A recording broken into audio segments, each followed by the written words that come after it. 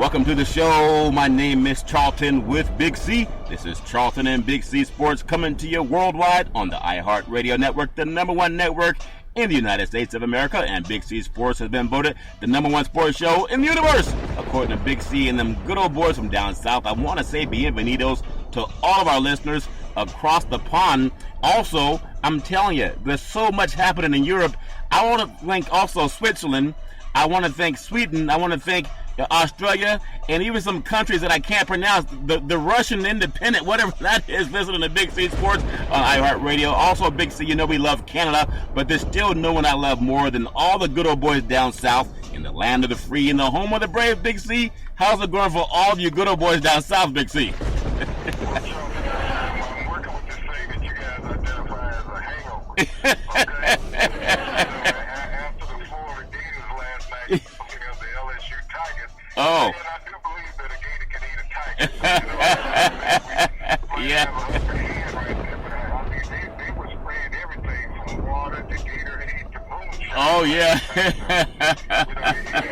fantastic night down there in the South. Great for college baseball. Yeah. To have, a performance like that where you have two conference champs, co-champs, going at each other for the ultimate Ncaa title, Charlton. Yeah. And now Florida has become only the fourth team to win a major title in every sport in college sports, Charlton College athletics. That's amazing. And you would have thought that there's been more teams, Charlton, over Yeah. the years. Yeah. But they're the only fourth team to win it in football, basketball, and baseball, Charlton.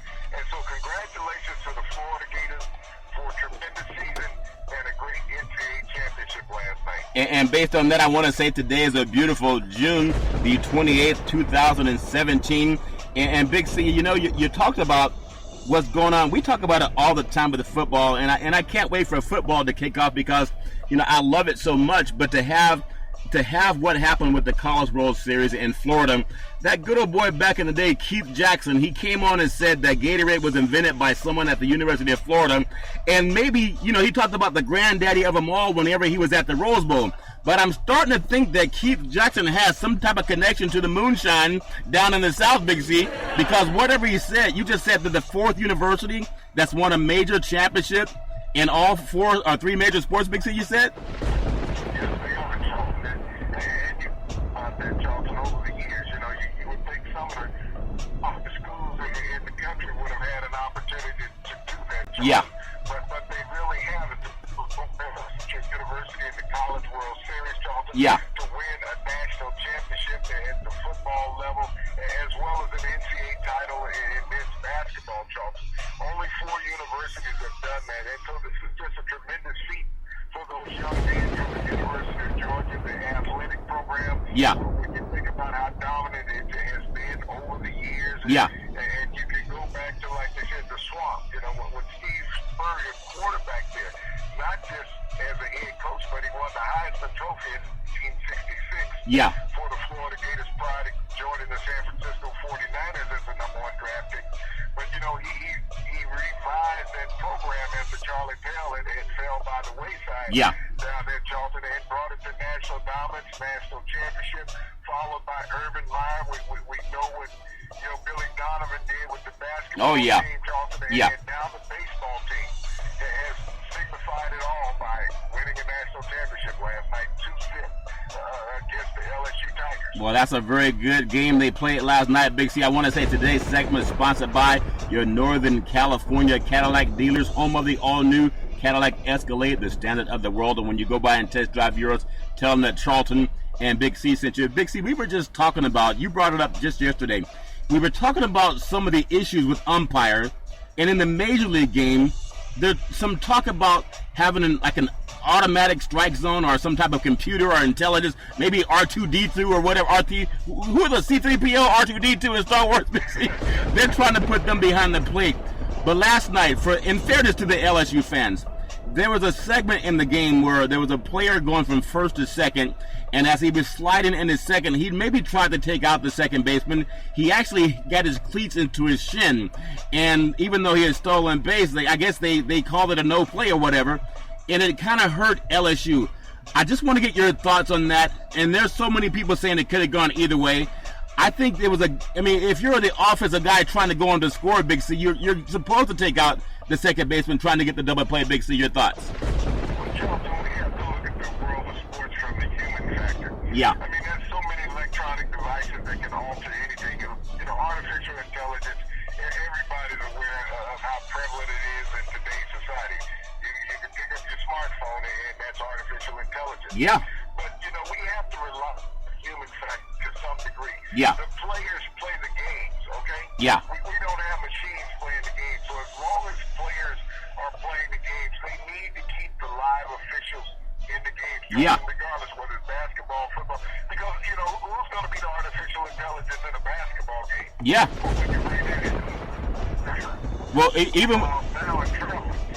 Well, Big C, even with that said, and we're having a little bit of issue with the mic, but we'll work on that. Even with that said, at what point in time will they replace the athletes, okay, with computers, Big C? One thing that I love about the game of sports, and I think unlike anything else in life, I remember reading an article about Dwayne Johnson when he went down to the University of Miami. I believe he's from Pennsylvania, and his father's a wrestler also. And he would have been like an all-pro or all-American player had he gone to Syracuse because they were trying to recruit him too. But he went down then as a freshman, got playing time until they recruited a guy by the name of Warren Sapp.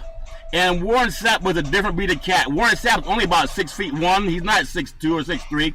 Warren Sapp's about 6'1" on a good day. Dwayne Johnson, known as the Rock's, about 6'5" and 290. So size, when you talk about size, Warren Sapp was smaller, but he was stronger and he had a faster motor, Big C. And in football, you know what they did in football? They let the guy decide on the field who was going to play. And I think we need to keep that same thing happening with the referees. We don't want everything to be perfect because in a perfect world, you would always pick the 6'5", 290 guy over the 6'1", 280 guy. But Warren Sapp won because they let him compete on the field. I think let the officials do the same, Big C. Your thoughts?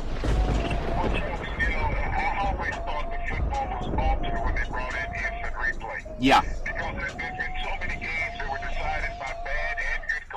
Yeah, that's true. Over the years. And now that you have this undoubted thing that they still can't get right, called instant replay. I mean, there was a game about 4 years ago up in Seattle. Yeah. When the ball was clearly intercepted and they gave a touchdown to Seattle on a Monday night game. Oh, yeah. So the officials are not foolproof, nor is the mechanized system. Yeah. But I think letting the officials make the call instantaneously at the time, just like the player is making the play on the field. I mean, when we come back and we split hairs on a replay, yeah, that's wrong because the game should move along. Yeah. And so as we've got more and more technology advanced in the world of sports, in the world of mechanism television and all, yeah, and everybody has these 4K televisions now, Charlton, where you're watching the hair wave on someone's arm. Wait, Big C, hold on, Big C. What's a 4K television? Big C, I kind of missed what you said. Some things go over my head. What's a 4K TV, Big C? You get them down at Kmart. You get 4 of them for the price of 1. Okay, that's what I thought. I thought I was going to go buy a 4K TV, and I thought they just meant buy 4, but I guess the definition is a lot higher in the 4K TVs. But obviously, just want to congratulate them good old boys down in Florida. The Florida Gators doing it, like you said, they've done it in football. They've done it in basketball, and they've done it at baseball. We know their track and field team is off the hook. So congratulations to the Gators. Also, if you're LSU, obviously they had a great season. Florida finished 52-19. LSU finished 52-20. And I just keep that in mind because the good old boys from Oregon State was ranked number 1 in the country, and they finished with 6 losses. 13 losses more than the team that won the national championship. So that shows you there's a lot of parity in the world of college baseball. Big C, before we get into some breaking news of the NBA, Indiana and the basketball, the Hoosiers, Bobby Knight's old team. We used to throw chairs across the room. Bobby Knight obviously built a lot of great championship teams in the Big Ten, also national championship teams. They just gave their coach, Archie Miller, a $24 million deal that goes into 2024. He has bonuses that are advertising and marketing bonuses that are almost $2 million, Big C, and they haven't even played, 1 quarter with this guy, Big C. Your thoughts? We've talked about where sports has led to on the college ledger, where you have these universities, making over $100 Yeah. athletic programs. Yeah. And, they're saying that they don't have the funds to fund other men's sports. Yeah. Title IX hurt it. Yeah. But when you look at these coaches, I mean, and you think about $24 million, that's not a lot, Charles. No. Yeah. And Jim Harbaugh, I think they go out and play golf and talk about how many millions they make. Yeah. When you think about a college basketball coach, Charlton, versus a football coach. Yeah. I mean, you got 40 games, you're going to deal with 36 to 40 games on the season. Yeah. Versus a football coach where you have 13 to 15 games. You have a lot more road travel, Charlton. Yeah. You don't have as many players as you have to oversee. Yeah. But the intensity of your program as far as having these players on the road sometimes for a week at a time, keeping up academics. Did I say that? What's academics, Big C? Is that something you get on TV, Big C? Okay, I think I heard of it. Yeah. When you think about the amount of money that's talked about it, we've talked about paying these athletes, giving them just a little bit of something, a little stipend. Yeah. That wouldn't hurt, because I'm still trying to figure out what coach out there that's making over $2 million a year, Charlton, is having a hard time making his mortgage. Yeah, that's true, Big C. I don't think any of them are, Big C, when you bring it up. I'm sure they've looked far and wide, but they couldn't find it. And when you talk about that, I believe the commissioner of the Big Ten Conference, again, the same conference, they're all fighting paying these college kids. And I know when you talk about the teams that are fighting paying colleges, I think he's making about $22 million in his total contract, Big C. It was Northwestern University. They tried to file some type of action against the NCAA saying, at least give players something, some type of revenue. And when the leagues keep coming back collectively saying, well, it's college sports, we can't do that, but they can brag about giving a coach a $24 million deal, I think that's insulting to the student body. If you're going to pay them that much money, why do they even have to rub it in the face of the athletes, Big C? Your thoughts? You always would like for someone's contract to be private, Charlton, but the media has such access to everything Yeah. now, and since most of these universities are public institutions, you have to do a disclosure. Yeah. But they don't go out and disclose the salary of the presidents, Charlton, or the deans of these universities. Yeah. They're only interested in what the coaches make. Yeah. And I think it's bad because you have these players, as you say, getting free labor. Yeah. From them all the time. Yeah, all the time. These players do anything as far as receiving any type of dividends from anyone, a booster, another student. Yeah. They can be sanctioned. Yeah. And so the unfairness that goes towards the players who have to work and make these institutions millions of dollars every year, and that's like slavery. Yeah. Charlton. Yeah. You made the institution that employed you millions of dollars, and you reap none of the benefits. You may have gotten a meal here and there. And that's the same point that brought up earlier, Big C, talking about the University of Miami when they had Jimmy Johnson back there coaching. And they also had a couple of other great coaches, to start with Howard Schellenberger. But they talked about how much talent they had at Miami. And Big C, as you know, there were so many players at Miami and other universities all over the country. But in the 80s, Miami they were the cream of the crop when it came to college football talent. And you brought it up earlier. We talked about Kentucky a couple of shows ago, how Calipari wants to send a lot of kids on to become millionaires. He didn't say about having an education. A lot of these guys don't have money once they're done.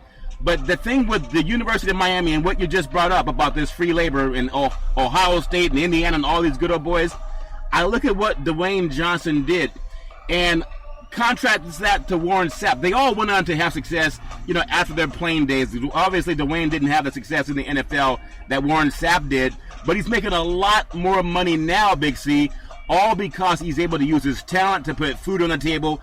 And the NCAA will not let the athletes do that, but they'll brag about it when the coaches do it. I think that's a shame. One more thing I want to bring up about the NCAA, Big C. Vanderbilt University, another team down in the SEC, obviously a little bit of a dubious distinction. They had 2 football players, and this is news for every player out there, okay? 2 football players were shot trying to retrieve a teammate's stolen cell phone. Obviously, you don't go into someone's house trying to take a stupid cell phone that you can get for $100 down at Walmart. But just talk about the stupidity of some of the athletes that don't think, Big C, they're going to go into someone's house and try to get back something that was stolen that cost maybe $100. Big C, your thoughts? We see athletes get into this type of trouble all the time. Yeah. But it also goes to the background that they have prior to recruitment, Charlton. Yeah. The type of people that they associate with. Yeah. These are the problems that with most universities to bring kids on campus, they don't take them through an adjustment program, which you need to do to socialize these kids for the atmosphere that they're going to be in, hopefully for the next 4 to 5 years. You can't bring a kid from the inner city, take him to a rural university, and expect for him to act the same way, or vice versa, Charlton. Yeah. They're going to be products of their initial environment. And schools don't spend enough time mentoring programs, in a mentoring program for these students, Charlton. They bring them in.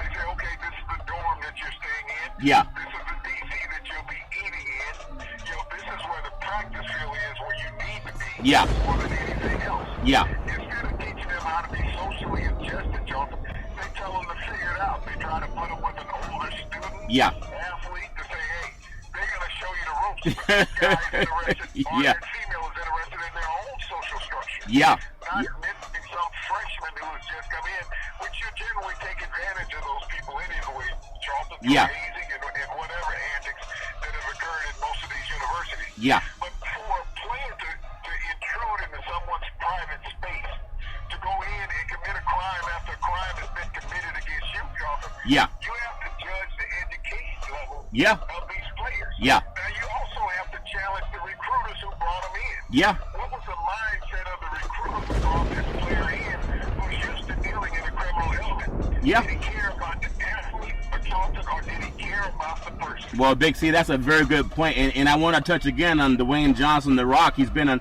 one of the better movie stars out there over the decade because he took a craft and he improved on it.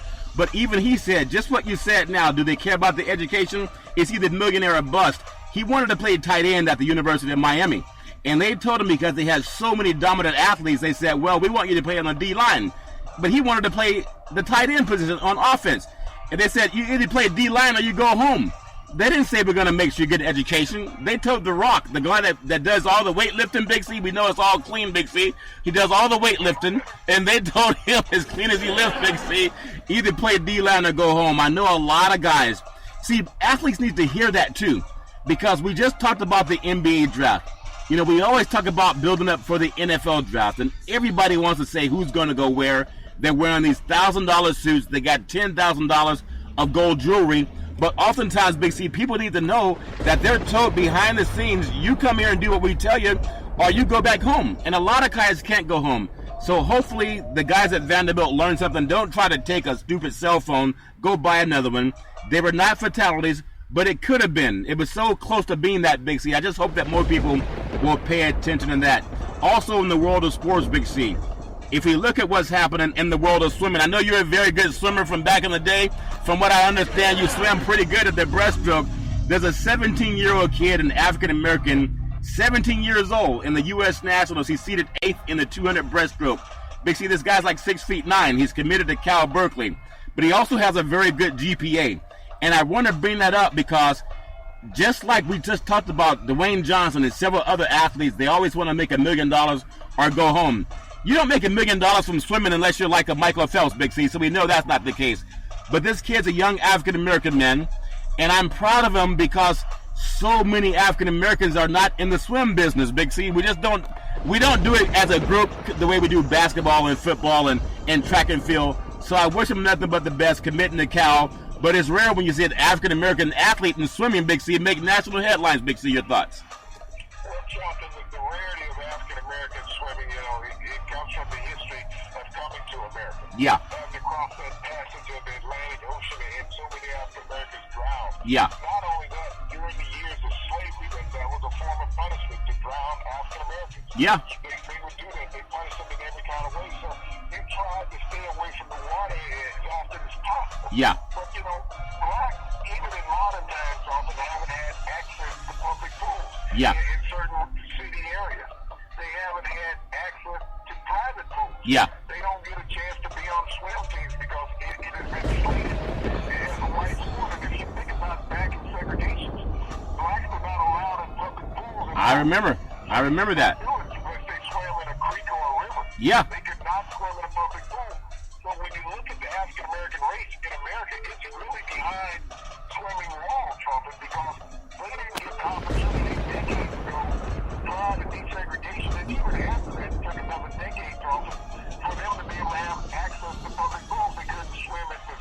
Yeah. So they didn't have a chance to develop that aquatic feel for being on those swim teams. But you know, back in the Olympics, yeah. we had an African American swimmer from Stanford that won a gold medal. I believe it was in the 100-meter freestyle. Yeah. So that was the first to have an African American from the United States win a gold medal in the pool. That's a good point. There's been an advancement in African American participation in the pool, which is a great thing to see from a social and societal perspective, Charlton. That's a very good point, Big C. I want to say sports is a billion-dollar industry, and boys and girls sports is the foundation to that billion-dollar industry. For every sporting event, you need insurance. We go through Ben and Mark, and they've worked through Big C Sports on the iHeartRadio network. If you tweet out to them or Google them online, let them know that Charlton and Big C sent you for special packaging.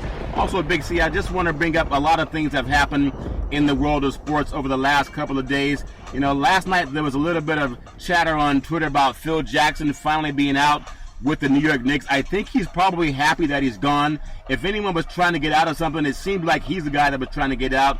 He was making $50,000 a day. I think Larry Brown at one point was making $86,000 a day when he was coaching. And he had a buyout of $24 million. Obviously, the Knicks have been a train wreck when they threw Oakley out of the Madison Square Garden. And now they have, you know, Jackson was trying to get rid of Carmelo Anthony.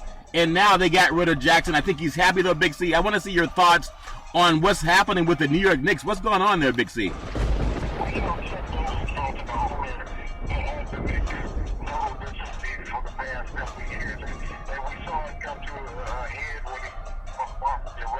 Yeah. Thrown out of Madison Square Garden, one of the most lovable Knicks of all time. Yeah. But this charade known as Phil Jackson, you're thinking that you could bring Phil in to run an offense that's outdated. It only worked with the players that he had in Chicago and semi in Los Angeles. They didn't run the full version of the triangle because everything led through Shaq. Yeah. They ran a low post offense. It wasn't a triangle when he coached in LA. Yeah. But to bring the players, you just can't take everybody and the players have different parts. And, you know, you have special players to adjust it. It's like college football when you run the wishbone. Yeah. A wishbone quarterback was not a drop back quarterback. Nor was a drop back quarterback a wishbone quarterback. Yeah. So everyone doesn't fit in every scheme. And Phil Jackson's offense was a little antiquated. Yeah. As far as what he wanted to run, we look at the evolution of the NBA players. Yeah. They have changed over time. Oh, yeah. You know, great players will always be great. But when you look at the evolution of the players in the NBA over the last 20 years, so when Phil was able to structure that triangle offense and be very successful in Chicago, those players don't exist anymore. There's too many freelance players now in the NBA and all these one-on-one games. And so Phil lost contact with it. Oh, yeah. Jeff Hornacek did not want to coach it because he didn't understand it that much as a coach. And so forcing a coach to try to teach an offense that he didn't understand. Yeah. So I think now that the Knicks will flourish under Hornacek, oh, yeah? regardless of who's the president of the club, yeah. I think some players are going to stay with Carmelo and Porzingis. And if they can get another player or two to come in, maybe the Knicks can be a 500 club. Yeah, but you guess 500 is okay if you're in the Big Apple because they've been even below that lately, Big C. Now, one of the most, to me, this trade, obviously, everybody wants to throw big names, whether it's Chris Paul or whether it's going to be, you know, Paul George or whoever. I just want people, with Chris Paul leaving and going to Houston, you know, a team that they were up 3-1 in the playoff series, you're going to play with Harden. Harden got better on defense, but they're not the best defensive players together. I think Chris Paul has more talk than action because he can't show you a ring. He can't show you a championship. And just from my eyes, and I like the guy, his personality is great, but when I've seen him play, Big C, he kind of fades in the fourth. I don't see him being like a Steph Curry that you want to have the ball in his hand with 3 minutes left. I don't see him being like a LeBron James where you want to have the ball in his hands with 3 minutes left. I don't see him being like a Kyrie Irving when you want the ball in his hand, and he's definitely not a Durant. So all the talk about him leaving the Clippers, Jerry West comes to town, Chris Paul leaves. Do you think it's a big deal, or is it just another player going to another team? Big C, your thoughts? Well, Charlton, I think it's another player going to this team. We've seen this show before. Yeah. James Harden was in Oklahoma City. They had Michael Westbrook. Yeah, Russell Westbrook, yeah. Technically, have 2 point guards. It's like having 2 quarterbacks. Yeah. You really don't have one. Yeah. And so James Harden is the system of Yeah. So now you're taking the ball out of Harden's hand. He's not going to have it 63 on the floor, Johnson. Yeah. So how will that chemistry help the Rockets in any kind of way? You got rid of 7. Yeah. 8 players went in this trade, the largest trade in NBA history. It eclipsed the trade that the Los Angeles Lakers did for Lou Alcindor, Kareem Abdul-Jabbar. Yeah. Back in the 70s, Johnson. So now, what's going to be the component of this Rocket team? Are they going to go out and bring in another player? I mean, we talked about Carmelo being in New York. Is Carmelo willing to go? What about, there's several other players out there that you got to look at. Yeah, Paul George is one of them. Not complete. Yeah. They need another player to complete what they're doing. Yeah. And so Millsap could be available out of Atlanta, which would be a nice fit. Yeah. And everybody keeps throwing Paul George's name out there. Paul might go anywhere because too many times his name is mentioned. Yeah. But they need another player to complete this trifecta of what they're looking at in building a team. You're not going to win a championship with just guards. I mean, it's been proven in the NBA. Yeah. Nobody who plays just guards. Even the Warriors, everyone said they played small ball. Yeah. Damn, last time I looked, Kevin Durant was still 6'11". Yeah, and So that's a good point. That's a good point. And also, Big C, they're asking Chris Paul to be the solution for Houston to challenge Golden State. I think Golden State versus the Clippers, I think they're about 7-1. And that's with Chris Paul having the ball in his hand. So I don't know how he's going to make Houston better. They haven't gotten bigger. Harden really doesn't play defense. He got a little bit better this year. But Harden's good at making the penetration where he can draw the foul. Chris Paul is not. Chris Paul can't go in among the trees and do what Harden can do. So maybe it's something with Jerry West coming in there wanting to have things a different way. I hear also $50 million was a part of it. They didn't give him the $50 million that he wanted. So he said, if I don't get $50 million in LA, I'll just go down to Houston where it's cheaper to live, Big C. So obviously there's a lot of things, but I want to ask you kind of a childish question. There's a lot of talk to Doc Rivers. They were saying he's shown favoritism to his own son, Austin Rivers. I don't think there's anything as such as favoritism when you're a pro athlete or a coach, Big C.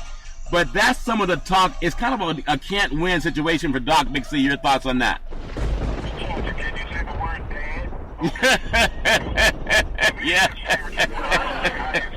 Yeah. You cannot be involved in something with your child and not have a different sentiment towards your child versus everybody else, Charles. Yeah. Because he's your son. Yeah. Right? His mother is your wife. Yeah. So there's a whole lot of problems that can be created outside the court. Yeah. So you can see the sentiment that was, levied on during the games with the way he would address Austin when he made these feeble mistakes, Charles. Yeah. He would make the mistakes of a rookie. Yeah. But, to bring your son into a team like that, he either is on his way out the league or you just want him on your team. Or maybe, he yeah. wasn't that dominant of a player. Yeah. And he wasn't that good when he left the previous team, but you bring him into your team because there was no options for him elsewhere. You keep him employed. Yeah. And being the GM, the president, and the head coach, that means nothing can happen to your son. That's a bad situation. Yeah. In sports.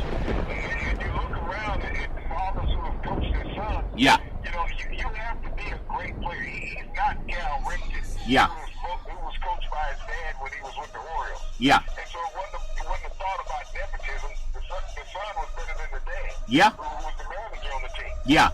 So, this situation with Austin Rivers, if you're playing for your dad and you can only be a backup, yep. That's what you are. You're playing for your dad. You're not playing for the team. You're playing for your dad. Yeah. So I can see the antagonism from the rest of the players on the team, Joe, because you have to work hard to earn a roster spot. Yeah. All he had to do was have the name Rivers, and he was guaranteed getting paid. Well, let me answer this question, Bixie. We know Jerry West.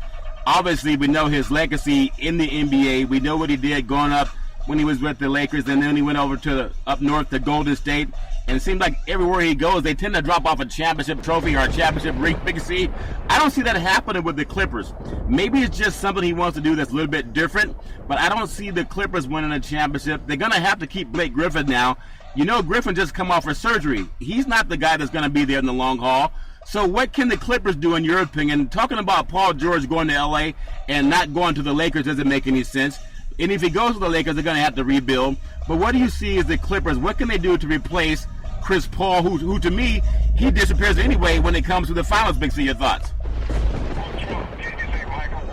Russell Westbrook, yeah. That's what my thoughts are. Michael Westbrook, you might as well just blow up this whole thing called the Clippers. Yeah. Because they haven't gotten anywhere in the last 5 years. Yeah. So I'm stripping Blake Griffin off to Oklahoma City. Yeah. Did he go to college yet? Yep, down in Oklahoma. So you think Russell? You superstars to each other. You traded 2 contracts to each Yeah. other because they both will have max contracts that will be signed. Yeah. So you send Griffin to Oklahoma City. And send Westbrook to LA? Fan base who watched him grow up and go to school in Norman, Oklahoma. Yeah. So you don't lose him. You bring Russell Westbrook out to LA, huh? Westbrook to LA. Yeah. He went to school at Westwood, Charlton. Yeah. Right down the street at UCLA. Yeah. So it's a natural fit to have Westbrook with the Clippers versus being with the Lakers. Yeah. Now you also got DeAndre Jordan still in the middle. You got some pieces. Yeah. Which are still in place. Now you bring in Westbrook. That's a more attractive place for Paul George than the Lakers. Yeah. That's. Now you have this massive point guard that's dominant, and now you got George that you can put at the 3 who will complement each other, Joe. Well, Big C, all. More attractive move when I look at it. Yeah. And as far as what's going to happen with the Clippers, I'm looking at You talk about Westbrook coming out to LA. Obviously, if he comes out, that would make a big splash. Him being the MVP of the league. Big C, I just want to finish up by saying, the Cubs they get rid of their catcher because he had some issues and couldn't throw anybody out, so they got rid of him, and he was making fun of some other players not doing their jobs. We talked about the NCAA with the Florida winning the college baseball national championship over LSU. Congratulations for that. Indiana giving Archie Miller $24 million for their deal.